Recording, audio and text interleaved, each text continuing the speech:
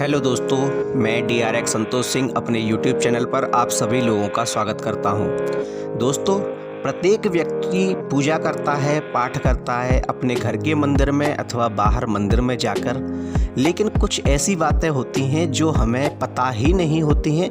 ये छोटी छोटी बातें पूजा पाठ करने में बड़ा ही महत्व रखती हैं। दोस्तों, गलती से हम कुछ ऐसा कर देते हैं जिससे हमारी पूजा निष्फल तो होती ही है, अपितु भगवान भी प्रसन्न होने के बजाय हमसे कुपित हो जाते हैं, या ये कहें कि देवता हमसे कुपित हो जाते हैं अथवा हमारी पूजा का फल हमें मिलता ही नहीं है और उसके बदले में हमें दुख भी अन्य प्रकार के मिलते हैं। समझ में नहीं आता है व्यक्ति को कि मैं इतनी पूजा करता हूँ, इतना पाठ करता हूँ, लेकिन फिर भी मुझे दुख क्यों मिलते हैं। दोस्तों, वे छोटी छोटी बातें जो आपको पता होनी चाहिए वो आज हम अपने इस वीडियो में आपको बताने जा रहे हैं। वीडियो शुरू करने से पहले कमेंट में एक बार जय श्री राम अवश्य लिख दीजिए। दोस्तों, ये नहीं छोटी छोटी बातों में, जैसे कि आप समझ लीजिए कि अगर व्यक्ति भगवान की पूजा करता है, पाठ करता है, तो वह अगरबत्ती अवश्य जलाता है। दोस्तों, कभी भी किसी भी पूजा में अगरबत्ती नहीं जलानी चाहिए, क्योंकि हमारे धार्मिक शास्त्रों में, हमारे पुराणों में वर्णित है कि कभी भी बांस को जलाया नहीं जाता है। वहीं अगरबत्ती में बांस लगा हुआ होता है दोस्तों, और इसके अतिरिक्त अगरबत्ती केमिकल से बनाई जाती है। क्या केमिकल जलाने से भगवान प्रसन्न होंगे?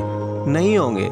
इसलिए दोस्तों, कभी भी अगरबत्ती नहीं जलानी चाहिए। अगरबत्ती जलाने से, जो उसमें बांस होता है, उसे जलाने से पितृदोष लगता है और वह पितृदोष आपको कई कष्ट देता है, कई दुख देता है। यह आपके दुखों का कारण हो सकता है। इसलिए कभी भी पूजा में अगरबत्ती का उपयोग नहीं करना चाहिए। अगरबत्ती के बजाय सदैव ही धूपबत्ती का उपयोग करना चाहिए, क्योंकि सदैव ही पुराणों में, शास्त्रों में, संहिताओं में यही वर्णित है कि भगवान को धूप देना चाहिए, दीप देना चाहिए, नैवेद्य देना चाहिए। कभी भी अगरबत्ती का जिक्र नहीं किया गया है, तो व्यक्ति को कभी भी अगरबत्ती नहीं जलानी चाहिए। अब दोस्तों, यह था एक उपाय। उसी प्रकार से हम आपको बताते हैं वे छोटी छोटी गलतियां जो मनुष्य करते हैं, जो मनुष्य को हर पूजा पाठ करने वाले व्यक्ति को पता होनी चाहिए। नंबर 1, गणेश जी को कभी भी तुलसी नहीं चढ़ाई जाती है। दोस्तों, गणेश जी को तुलसी प्रिय नहीं है। तुलसी के अतिरिक्त जितने भी पत्ते हैं सभी आप गणेश जी को चढ़ा सकते हैं, लेकिन तुलसी गणेश जी के लिए वर्जित है।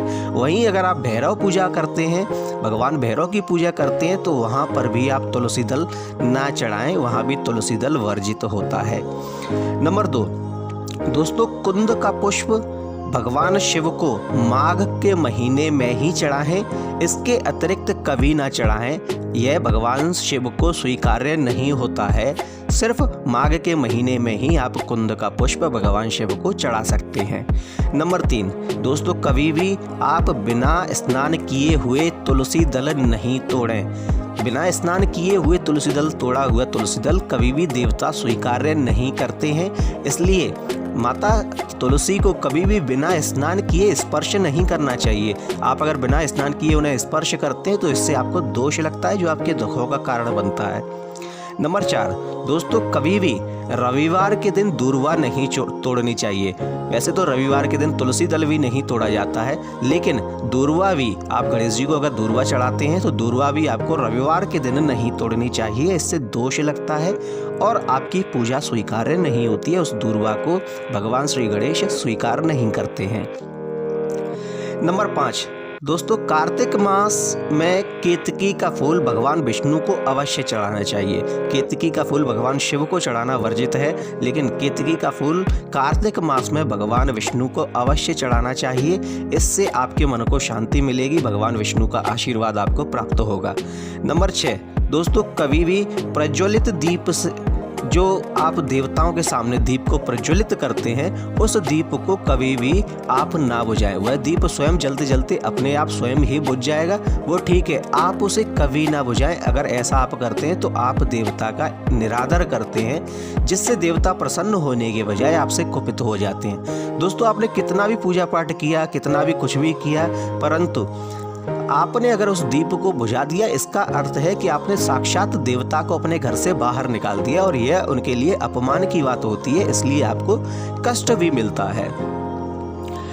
वही दोस्तों, आपके घर में अगर शालिग्राम है तो शालिग्राम दोस्तों स्वयं ही साक्षात प्रकट हैं, स्वयं ही साक्षात उनका कोई वो आपको नहीं करना होता है, प्राण प्रतिष्ठा नहीं करनी होती है, कभी भी शालिग्राम का आवाहन नहीं होता है और ना ही कभी भी शालिग्राम का विसर्जन करना चाहिए। दोस्तों, लोग यह गलती कर देते हैं कि शालिग्राम या पुराना हो गया है या खंडित हो गया है तो हम इसे विसर्जित कर दें अथवा शालिग्राम का आवाहन कर लें। यह बहुत बड़ी गलती होती है। कभी भी शालिग्राम का ना आवाहन होता है और ना ही उनका विसर्जन होता है। वे तो साक्षात भगवान विष्णु के रूप हैं, इसलिए कभी भी उनका विसर्जन ना करें। दोस्तों, अगर कोई मूर्ति स्थापित की हुई है पहले से ही तो उस मूर्ति का भी कभी भी ना तो आह्वान होता है और ना ही विसर्जन होता है।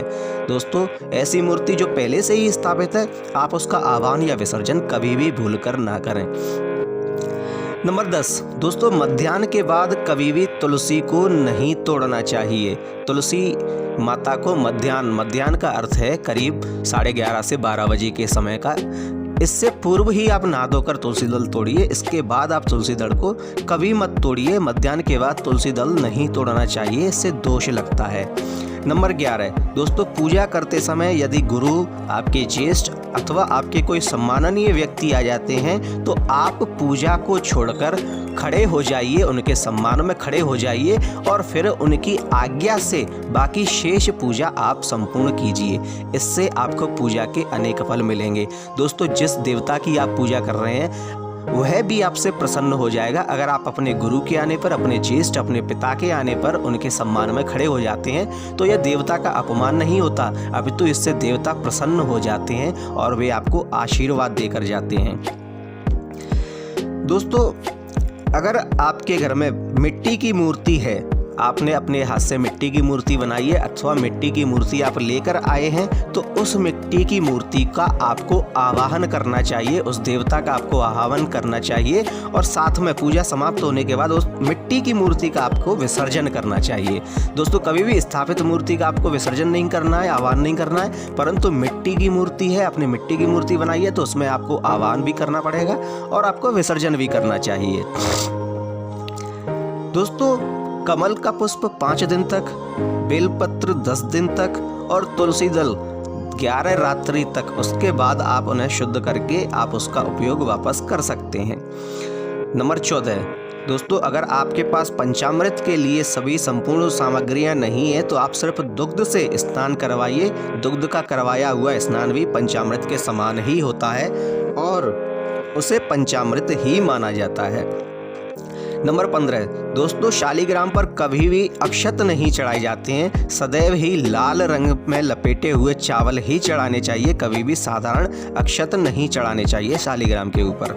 नंबर 16 दोस्तों, हाथ में पहने हुए पुष्प, तांबे के बर्तन में चंदन और चर्म पात्र में रखा हुआ गंगाजल हमेशा अपवित्र हो जाता है, यह कभी भी पवित्र नहीं होता है, इसलिए कभी भी किसी भी देवता को यह नहीं चढ़ाने चाहिए। अगर आपने हाथ में पुष्प धारण किए हुए हैं तो वह नहीं चढ़ाने चाहिए। पुष्पों को सदैव ही किसी बर्तन में अथवा टोकरी में ही रखकर लाना चाहिए।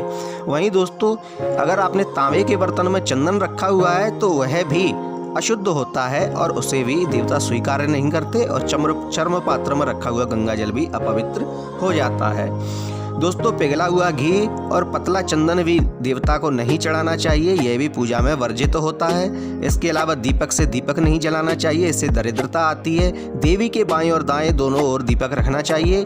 द्वादशी के दिन, संक्रांति के दिन, रविवार के दिन, पक्षांत में और संध्या काल में कभी भी तुलसी को नहीं तोड़ना चाहिए, यह शुभ नहीं होता है। देवी माँ तुलसी माता रुष्ट होने लगती हैं। और दोस्तों, वहीं प्रतिदिन की पूजा में अपनी सफलता के लिए आपको दक्षिणा अवश्य चढ़ानी चाहिए। जैसे ही आप दक्षिणा चढ़ाएंगे आपकी पूजा सफल होगी और उसके बाद आपका कार्य भी सफल होगा। तो दोस्तों, ये थे वे 20 छोटे छोटे ऐसे उपाय जो करने से व्यक्ति अपनी पूजा पाठ को संपूर्ण कर सकता है और इसकी जानकारी ना होने की वजह से उसकी पूजा कभी सफल ही नहीं हो पाती थी और उसे सुख के बजाय दुख मिलने लगते थे, कष्ट मिलने लगते थे। देवता को प्रसन्न करने के बजाय वह उन्हें रुष्ट कर देता था। दोस्तों, वैसे तो और भी कई उपाय हैं जो हम आपको अगले वीडियो में बताएंगे, लेकिन इन उपायों को पूजा पाठ करते समय आप अवश्य ही ध्यान में रखिएगा। आज के लिए इतना ही दोस्तों। आपको हमारा वीडियो अच्छा लगे तो कृपया इसे लाइक कीजिए, शेयर कीजिए, कमेंट में जय श्री राम अवश्य लिखिए और साथ ही हमारे चैनल को सब्सक्राइब कीजिए। धन्यवाद।